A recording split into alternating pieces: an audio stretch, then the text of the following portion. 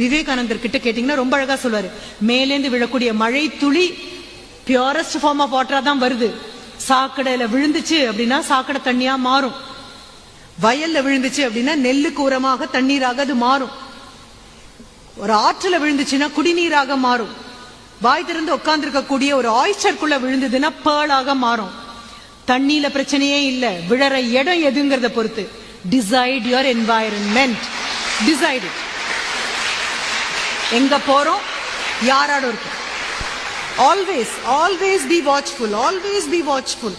தேவையில்லாத நெகட்டிவா பேசக்கூடிய ஆட்களை பாத்தீங்கன்னா shun them like an epidemic, இல்லைன்னா shun them like corona. கொரோனான எப்படி தாண்டி துள்ளி ஓடிடுவோம்ல, அந்த மாதிரி move away from people who are negative by nature.